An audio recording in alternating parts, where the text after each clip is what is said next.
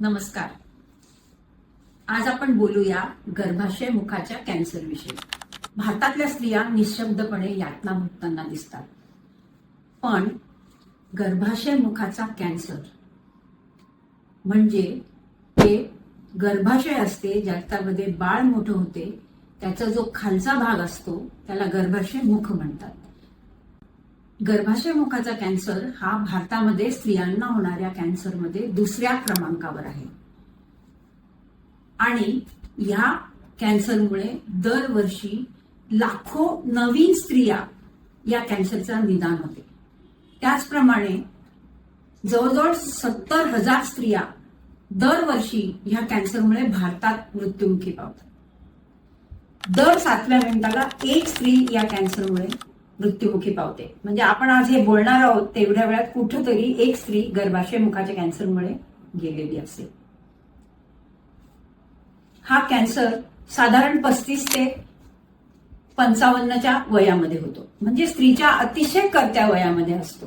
ती कमावती असते, ती आपल्या परिवाराची आधारस्तंभ असते, ती सामाजिक स्थान असते तिला, ती देशासाठी काहीतरी मोठं काम करत असते, तिची आर्थिक गुंतवणूक असते प्रत्येक गोष्टीमध्ये, आणि ती लहान मुलांची आई पण असते. आणि अशा वेळेस तिला जर हा कॅन्सर झाला तर केवळ ते कुटुंबच नाही तर समाज आणि देशाला सुद्धा वाताहत होते.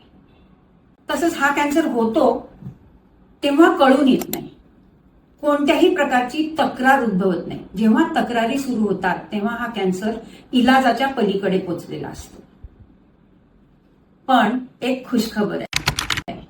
मी डॉक्टर शुभांगी मुंदडा अमरावतीमध्ये गेल्या 40 वर्षापासून स्त्रीरोग तज्ज्ञ म्हणून प्रॅक्टिस करत आहे आणि मी ही खुशखबर तुम्हाला सांगू इच्छिते की गर्भाशय मुखाचा कॅन्सर संपूर्णपणे टाळता येतो. हा टाळण्यासाठी फक्त 3च उपाय करायचे. त्यातला पहिला उपाय म्हणजे आपल्या कन्येला HPVची लस द्या.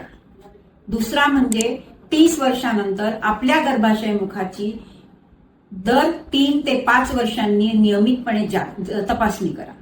आणि तिसरं म्हणजे जर काही दोष निघाला तर एक साध्या छोट्या ट्रीटमेंटनी जो दोष बरा करता येतो त्याची ट्रीटमेंट अवश्य करा.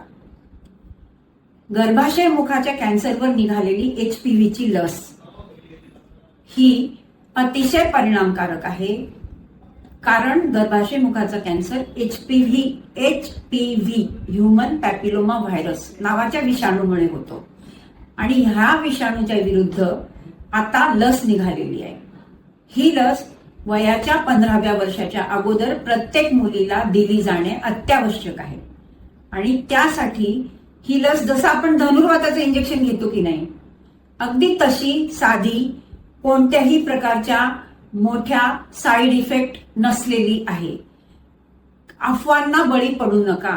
मला खूप पॅरेंट्स येऊन विचारतात, खूप पालक येऊन विचारतात की ह्या लसमुळे आमच्या मुलीला पुढे गर्भधारणेच्या दृष्टीने काही त्रास होईल का, किंवा आमच्या मुलीला काही पाळीचा त्रास होईल का. तर ही लस अनेक देशांमध्ये दिलेली आहे. ही 2008 सालापासून भारतात देखील उपलब्ध आहे आणि आजपर्यंत कोट्यावधी मुलींनी ही लस जगभरात घेतलेली आहे. जवळजवळ लस घेतल्यानंतर ह्या मुली मोठ्या होऊन आता 30-40 वर्षाच्या झालेल्या आहेत. त्यांना मुलं बाळं झालेली आहेत. अशा पण व्यक्तींना आपण भेटू शकतो आणि आपल्या शंकेचं निराकरण करू शकतो. अफवांना बळी पडू नका. ही अतिशय सेफ आहे.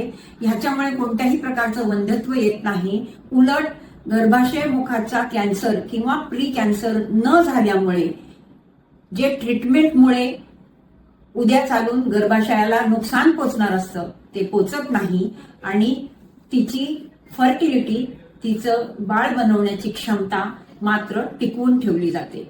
हे संशोधनांनी पुष्कळ वेळा सिद्ध झालेलं आहे. तरी पण HPV लसीकरण आपल्या कन्येचे जरूर करून घ्या. आपण आपल्या मुलीला सक्षम बनवण्याचा प्रयत्न करतो, मग आपण ही लस देणार ना तिच्या पुढील आरोग्याच्या दृष्टीने. धन्यवाद.